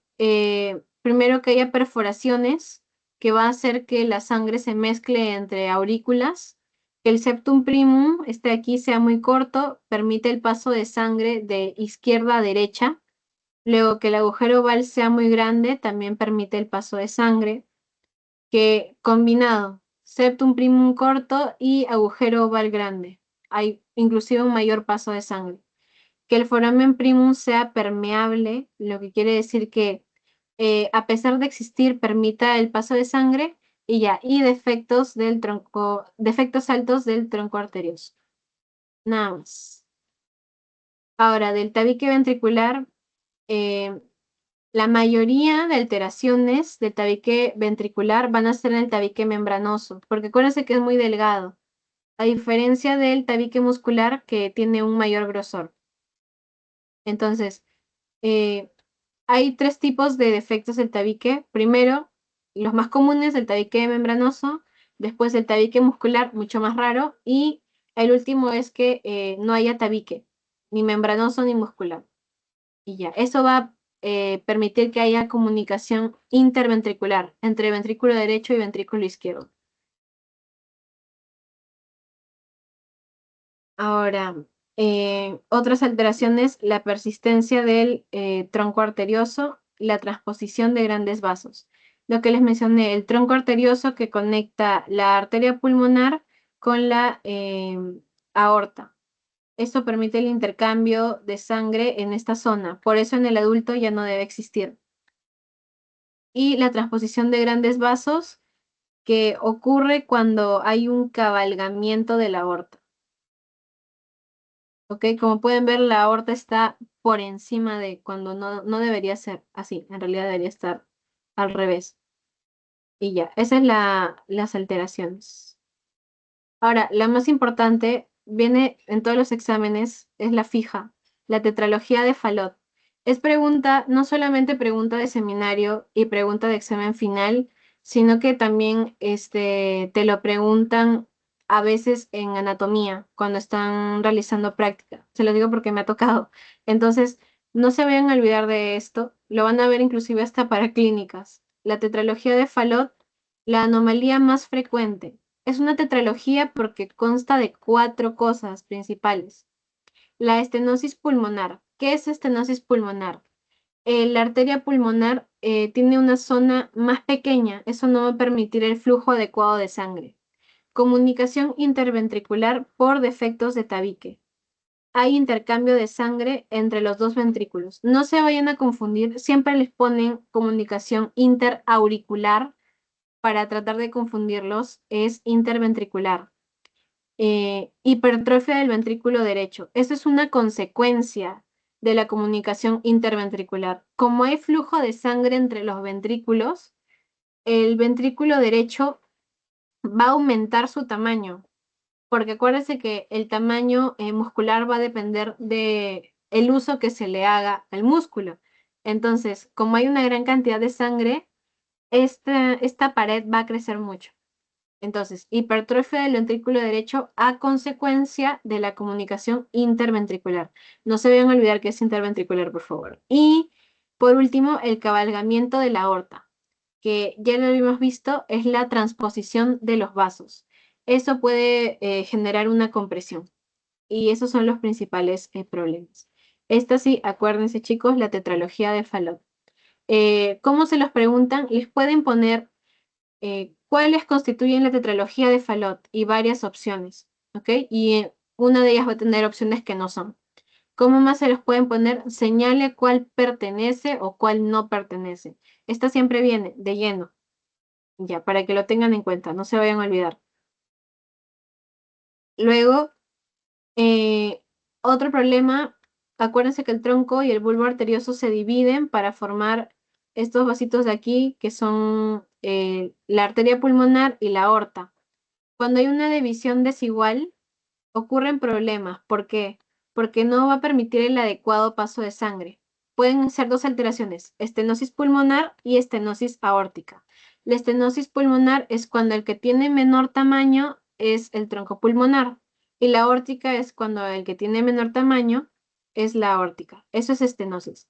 También está en la tetralogía de Fallot, el primero. Perdón que les insista tanto con la tetralogía de Fallot, pero les juro que es algo que siempre, siempre van a ver. Entonces, acuérdense, por favor. Y ya. Luego, la transformación anormal de algunos arcos aórticos. eh, pueden ocurrir dos cosas. Coartación de la aorta, que quiere decir que haya un estrechamiento que no debería haber, que impide el paso de sangre, lo que va a generar hipoxia. O puede que haya un callado aórtico doble. ¿Qué quiere decir? Que en orden tenemos el callado de la aorta, por detrás está la tráquea y por detrás está el esófago. Si esto no se forma adecuadamente, puede haber un anillo vascular alrededor de la tráquea del esófago. O sea, la aorta los estaría abrazando prácticamente. Cuando no debe ocurrir así, la aorta en sí debería estar enfrente. Entonces, eso es el callado aórtico doble. La aorta está abrazando tráquea y esófago. Ya. Em, luego está allá, la subclavia derecha anómala y la persistencia del conducto arterioso, que ya lo vimos.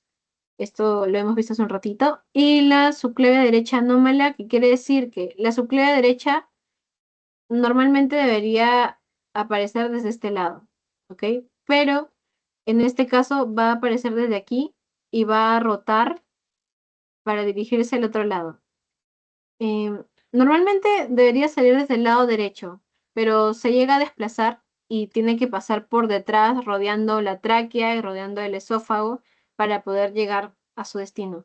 Pero como la subclavia no es un vaso tan grueso como lo es la aorta, entonces no hay demasiada sintomatología, ¿ok? Y si llega a verla es porque hay una compresión.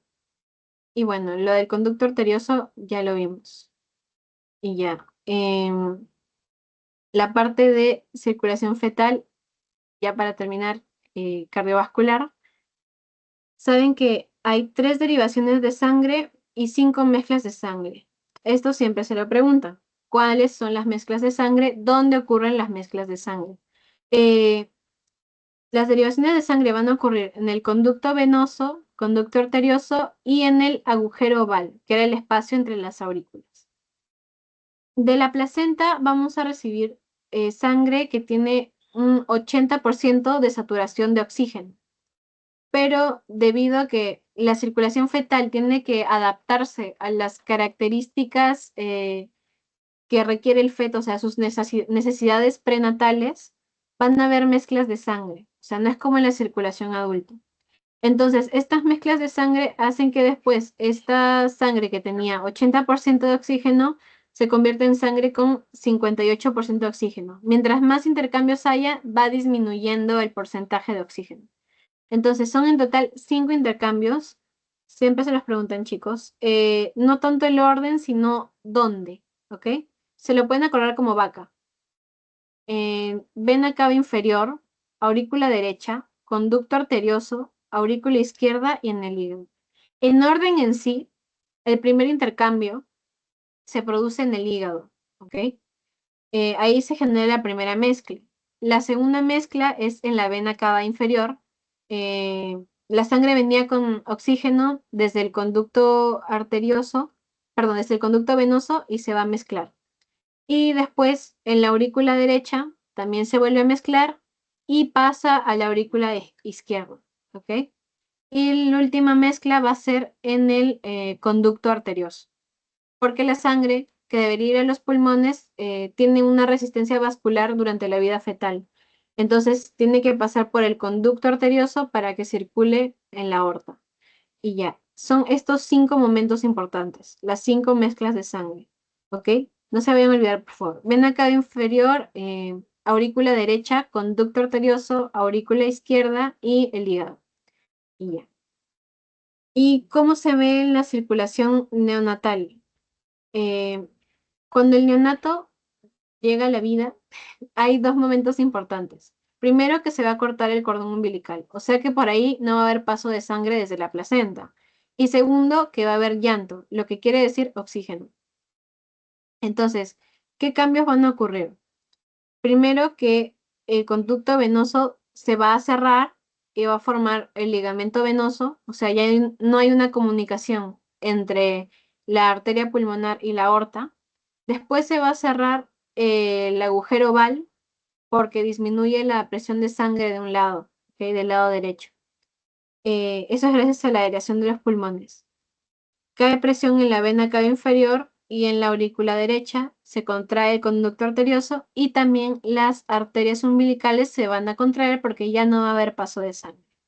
Y ya, eso sería toda la parte de cardiovascular, pero ok. Desarrollo del sistema respiratorio. No vamos a ver la parte del sistema respiratorio superior, o sea, fosas nasales, senos paranasales, eso no lo veremos. En sí vamos a ver la parte de formación de pulmones, tráquea, sí, tráquea, pulmones, bronquios, bronquiolos, esa parte, ¿ok? Senos paranasales, esa zona la vamos a ver en el sistema nervioso, si no me equivoco. Entonces, ¿cuándo empieza la formación de los pulmones? En la cuarta semana, ¿ok? A diferencia del corazón y del sistema nervioso central que comienzan en la tercera, pulmones es a partir de la cuarta semana. Como saben, todo sistema tiene su primordio, que es la señal de que está comenzando. Entonces, ¿cuál es el primordio en la formación de los pulmones? El surco laringotraqueal. Laringo, que viene de laringe, traqueal, que viene de tráquea. ¿Dónde está? Aquí, miren. Es este puntito que parece un ombligo chiquitísimo acá. Ese es el surco laringotraqueal. Y de ese surco va a salir el divertículo laringotraqueal. Acuérdense que divertículo es como decir fideo. Es una prolongación pequeña. Este es el divertículo. ¿Ok? Esta pequeña prolongación. Aquí también sale un poquito, pero más pequeña. De esa pequeña prolongación va a partir nuestro sistema respiratorio bajo. ¿Ok? Entonces, ¿cómo sigue el proceso? Ya tenemos nuestro fideíto, nuestro divertículo laringotraqueal. Lo primero que va a pasar es que todo este divertículo se va a rodear de mesodermo esplácnico, o sea, de mesodermo visceral. Visceral porque recubre vísceras, ¿ok? Estas son futuras vísceras. Entonces, todo va a estar rodeado de mesodermo esplácnico. Y lo primero que va a ocurrir es la formación de pliegues. Antes teníamos un tubito y se van a empezar a crear pliegues, pliegues, porque esto se tiene que separar. Una vez que estos pliegues se unen, se va a formar lo que es el tabique traqueosofágico, una división así, uh, tabique traqueosofágico, y al final este tubito de ser uno solo va a pasar a ser dos. ¿Qué son estos dos tubos que se han formado? El esófago y el tubo laringotraqueal, de la laringe a la tráquea, ¿ok? De un solo tubito partieron ambos. Es por eso que cuando ustedes vean en anatomía la parte de tórax, se van a dar cuenta que están muy cerca, o sea, es justo enfrente. La tráquea y el esófago están así pegaditos, pegaditos. La tráquea tiene una textura diferente, el esófago es más muscular. La tráquea son como anillos. Y de este tubito lo que le continúa se va a formar esta zona, lo que son las yemas bronquiales. Primero tenemos una yema pulmonar y esta yema pulmonar se separa y forma dos yemas bronquiales. Y es por eso que tenemos dos pulmones. Continúa la evolución. Estas yemas bronquiales se van segmentando, miren. Forman bronquios primarios y estos bronquios primarios a su vez se siguen dividiendo en más. Son bronquios primarios, uno a la derecha, uno a la izquierda. Los bronquios secundarios son tres a la derecha, dos a la izquierda, y así se continúan dividiendo. Para la séptima semana ya hay bronquiolos terciarios. Y estas divisiones, divisiones, divisiones, divisiones son porque el pulmón tiene una alta especialización en lo que es intercambio de gases. Entonces, mientras más delgado sea el epitelio, mientras más pequeña sea la zona, es mucho más fácil el intercambio. Por eso requerimos de tantas divisiones. Para la semana 27 ya habrá aprox 17 ramificaciones, ¿ok? De una rama parten más ramas, parten más ramas. 17 ramificaciones en total. Y después de que nacemos, hay 7 ramificaciones más. Porque, ¿qué es lo peculiar de los pulmones? Esto sí, recuérdenlo. La mayoría de sistemas, al momento de nacer, ya se adaptan a lo que va a ser la forma adulta. Pero en el caso de los pulmones, estos siguen evolucionando hasta más o menos los 8 o 10 años. O sea, no es hasta esa edad que uno ya alcanza el nivel de madurez total de los pulmones. Y esto se debe a que siguen ramificándose para facilitar el intercambio. Y ya, eso es como se forman los pulmones. Partimos de esto de aquí, que era un pequeño surco, una pequeña línea, que se vuelve en divertículo, va formando así el primordio que se divide esófago, tráquea, y del esófago y la tráquea, vamos a quedarnos con la tráquea por ahora. La tráquea va a tener lo que son las yemas bronquiales. Estas se van dividiendo, dividiendo, dividiendo, y así tendremos todas las ramitas de nuestro pulmón. Este de aquí es el pulmón derecho, este es el izquierdo. Como ven, el derecho tiene 3 segmentos y el izquierdo solamente 2. Cuando vean su práctica de anatomía se van a dar cuenta. Y es también porque el corazón está localizado para este lado. Entonces ejerce un poco de presión en el lado izquierdo, o sea, en los pulmones, en el pulmón izquierdo. Y ya, eso sería esta partecita. Ahora, origen neurológico, típica pregunta de examen. Eh, Del endodermo, lo que va a partir son epitelio y glándulas, la parte funcional, ¿ok? Y el mesodermo, acuérdense que teníamos nuestro tubito y en nuestro tubito lo estaba rodeando mesodermo visceral. Del mesodermo se va a obtener tejido conectivo, músculo, cartílago, capilares para irrigar y la pleura, que es la telita que va a rodear los pulmones, ¿ok? Eso proviene del mesodermo. Pero toda la parte funcional, epitelio, glándulas especializadas en intercambio, provienen del endodermo. Y ya, aquí tienen el ejemplo. Esta es la parte central, miren. Este debe ser nuestro bronquiolo. Entonces, toda esta zona es endodermo. Y todo lo que lo rodea, los capilares, el tejido, el cartílago, el músculo, todo eso es del mesodermo. ¿Qué más tiene que acordarse? También lo preguntan mucho. Es raro que pregunten genes en esta parte, pero esto sí, y el de cardíaco también. El TBX4 es el principal gen encargado del desarrollo de los pulmones. Yo lo recordaba por TB, que es tuberculosis. Es una abreviación de tuberculosis y la tuberculosis afecta a los pulmones, entonces por eso lo recordaba. Pero ya pueden relacionarlo como ustedes prefieran. Se encarga de esto, de que se localice el esbozo, o sea, el divertículo, donde se va a localizar, ¿ok?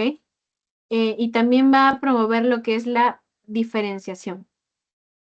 Y ya, eso sería. Ah, y bueno, y se encuentra en el endodermo de tejido digestivo, pero acuérdense que nuestro sistema digestivo está muy cercano a nuestro sistema respiratorio. Por eso inicialmente era un solo tubo y de ahí se dividen en esófago, que va a ir para el sistema digestivo, y en la tráquea, que va a ir para nuestro sistema respiratorio. Y ya, esa es la primera parte. Como ven, es mucho más simple la parte pulmonar. Ahora, las etapas del desarrollo. Por eso sí, los tengo que atormentar, chicos. Esto es lo que más van a ver. Y también, así como preguntan anomalías, también preguntan esta parte. ¿Cómo se los preguntan? Con cosas que suceden en esa etapa. Son 4 etapas en total, ¿ok? La primera es la pseudoglandular. Pseudo significa falso y glándula, bueno, glandular, glándula. Entonces, ¿qué quiere decir esta etapa?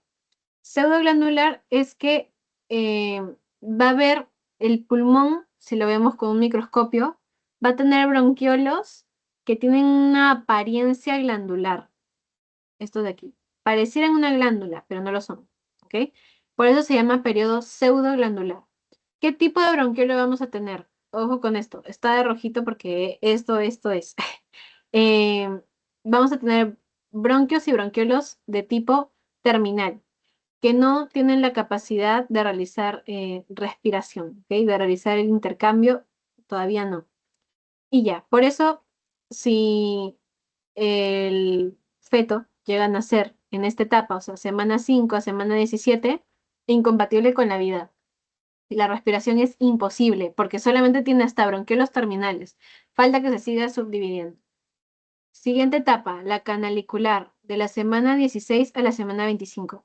Ali, ¿por qué pseudoglandular es hasta la 17 y canalicular desde la 16? Es que varía, no es tan exacto, por eso es un aprox, por eso abrimos un poquito el margen. En la etapa canalicular, su propio nombre lo dice, se forman canales. Miren, tenemos así el bronquiolo terminal y van a formar diferentes canales. ¿Qué son estos canales? Bronquiolos respiratorios. Y en estos bronquiolos respiratorios vamos a tener lo que son los sacos terminales o alvéolos primitivos. ¿Ok? Los alvéolos son los encargados de todo este intercambio. Entonces, tenemos la previa a los alvéolos. Todavía no es lo más apto para que nazca un feto en estas circunstancias, aunque la respiración sea posible, no es lo ideal. Entonces, por eso le dejamos en stand-by. ¿Qué me tengo que acordar de aquí?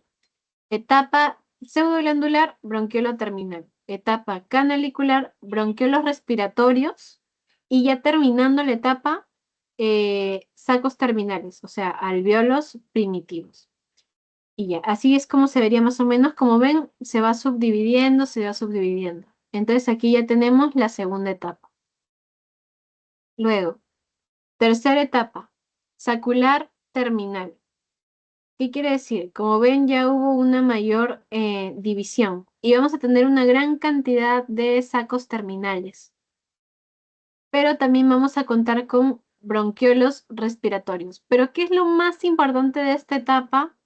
Los neumocitos secundarios, perdón, los neumocitos de tipo 2. Como ustedes todavía no han visto esto, les voy a explicar un poquito. En nuestro sistema pulmonar vamos a tener 2 tipos de neumocitos. Neumocito lo pueden sacar por su propio nombre. Neumo viene de la parte pulmonar, o sea, del sistema respiratorio, entonces son propios del sistema respiratorio. El tipo 1 son los que están encargados del intercambio, ¿ok? Son células planas que van a permitir realizar el intercambio de gases, mientras que los neumocitos de tipo 2 son importantes porque van a aportar lo que es un surfactante. ¿Qué es el surfactante? Es un líquido que va a evitar que el alvéolo explote, porque está en constante intercambio. O sea, ¿qué evitaría que el alvéolo de repente haga? Entonces, el surfactante es el encargado de que esta tensión no sea tan grande para que el alveolo implosione. Entonces es lo que va a permitir prácticamente que el intercambio sea adecuado. Y por eso es tan importante en esta etapa. De hecho, diría que es lo más que podemos destacar de la etapa sacular terminal, la presencia de neumocitos secundarios, que se encargan del surfactante. Y ya. En la semana 26, semana 28 se dice que puede llegar a sobrevivir. ¿Por qué? Porque ya tenemos el surfactante. Imagínense, antes podía llegar a respirar, pero ¿en qué condiciones? ¿Bajo qué calidad? Y ya. Y la última etapa, que es la etapa alveolar. La etapa alveolar es desde la última etapa fetal hasta los 10 años. Se llega a concretar, puede concretarse a los 3 años, puede concretarse a los 8 años, puede concretarse a los 10. O sea, es un periodo amplio, pero lo general es que se concrete aproximadamente a los 8. Pero igual, como les dije, abrimos el rango porque la posibilidad cabe más allá. ¿Qué tienen que acordarse de aquí? Los alvéolos van a ser sumamente delgados, ¿ok? Tienen una sola capa para facilitar el intercambio. Y aquí ya puede haber intercambio gaseoso. Los capilares, como ven, están acercándose a los alvéolos para intercambiar sangre, para intercambiar oxígeno en la sangre. Y antes del nacimiento tenemos los alvéolos inmaduros, pero después de nacer, en la primera respiración, ya empieza este proceso de maduración. Y ya está.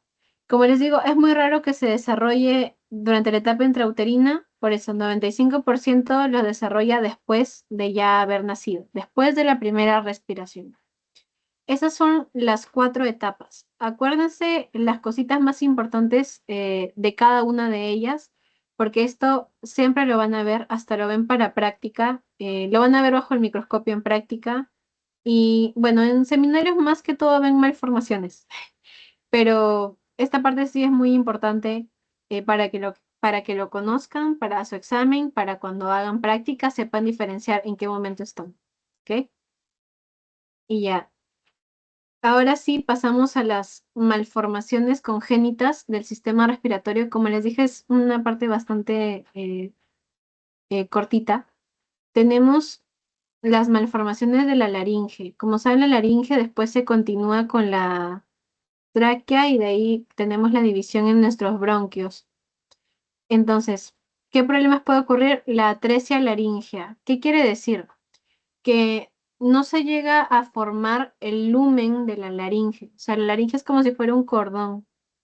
¿Y eso qué va a hacer? Obstrucción total. No hay paso de aire, como pueden ver en las imágenes. ¿Ok? Y luego está la membrana laringea.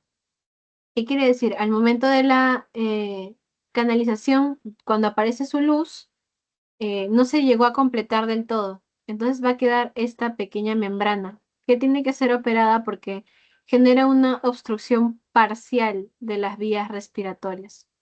¿Ok? Y ya. Esta recanalización ocurre aproximadamente en la semana 10. Y si no ocurre, pues queda esta pequeña membranita. Es compatible con la vida, sí, a diferencia de este de acá, porque prácticamente hay obstrucción total, o sea, va a generar una dilatación a nivel pulmonar, no hay un adecuado intercambio. Y ya, eso sería atresia, membrana. Atresia, siempre que escuchen atresia, piensen en no hubo formación, y ahí lo tienen. Las malformaciones de la parte de la tráquea.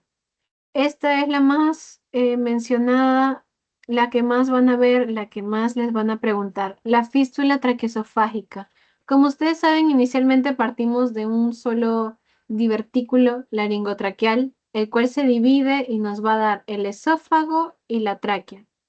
Pero hay casos en los que esta división es incompleta. ¿Por qué? Porque se tienen que formar pliegues y estos se fusionan para tabicarlo. Pero si la fusión es incompleta, pues va a haber una comunicación entre tráquea y esófago. Y tenemos 4 tipos, ¿ok? Está altamente relacionada con la atresia esofágica. ¿Qué es la atresia esofágica? Que el esófago termine como en un saco. Entonces, Esto se continúa con el sistema digestivo. Esto se continúa con los pulmones, para que lo tengan en cuenta. ¿Qué ocurre si es de este tipo? Miren, acá primero no va a haber ingreso de alimento y directamente eso, la parte digestiva está conectada a la tráquea. Imposible que haya una digestión. Esto de aquí, la fístula conecta a ambos. Lo que va a ocurrir es que los alimentos pueden ingresar a los bronquios y también puede haber ingreso de aire a la cavidad estomacal. Luego, que es la conexión del esófago, del saco del esófago, a la parte de la tráquea, igual, los alimentos ingresan a los pulmones y genera muerte por atragantamiento. Igual en este de aquí, este se le conoce como enache. Aquí también ingresan los alimentos a los pulmones. Y también hay una conexión de parte del esófago con la tráquea. Esto es más raro. Lo más común es la letra A, este de aquí. Esto es lo más común que ocurre, que haya una atresia del esófago y que la comunicación sea directamente con la tráquea. Son estos cuatro tipos, pero como ven, a fin de cuentas hay una unión entre tráquea y esófago. Y viene fatal que haya ingreso de alimentos a la cavidad pulmonar. Después está la estenosis y la atresia traqueal. Atresia traqueal, ya saben, no hay formación totalmente cerrado. Estenosis es un acortamiento, ¿ok? Es una zona que tiene un menor diámetro. Entonces va a obstruir parte de la vía aérea. Y ya. Ah, bueno, acá les había hecho de nuevo lo de la fístula traqueosofágica para que lo recuerden. Ah, este tipo no salía. Esto es que aquí no hay una unión. No hay fístula. Fístula se le conoce acá a la unión. Unión, unión, unión. Esta es fístula en H, ¿ok? No se vayan a olvidar. Y ya. Eso sería esta parte de aquí. Ahora, malformaciones en los bronquios, el lóbulo de la vena ácigos. La vena ácigos está muy cercana al pulmón. Entonces, en algunos casos se puede formar un lóbulo accesorio porque la vena ácigos va a ejercer una presión. Entonces, eso no va a permitir que se desarrolle el pulmón en esa zona y genere otro lóbulo. Y ya, se puede ver así en las radiografías. Luego están los quistes pulmonares congénitos. ¿Cómo lo distinguen? En las radiografías, el pulmón parece que fuera un panal de abejas. Tiene muchos puntitos que son radiopacos. Entonces, ¿por qué se ven así? Porque están llenos de aire o llenos de líquido, porque a fin de cuentas son quistes. Y ya, eso es algo congénito y es hereditario. Después, la agenesia pulmonar, ya saben, agenesia no hubo formación, eh, falta un pulmón, falta la formación de un pulmón. Y ya, uy, no, espera acá. Falta la formación de un pulmón. Luego está la hipoplasia pulmonar. ¿Qué es hipoplasia pulmonar?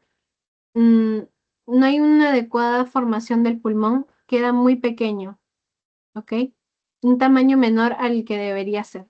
Eso es la hipoplasia pulmonar. Y, y ya, eso sería. La hipoplasia generalmente ocurre porque hay una hernia. Entonces, la hernia va a ocupar el lugar que en sí debería ocupar el pulmón. Acuérdense que el pulmón izquierdo es más pequeño porque está siendo presionado por el pulmón.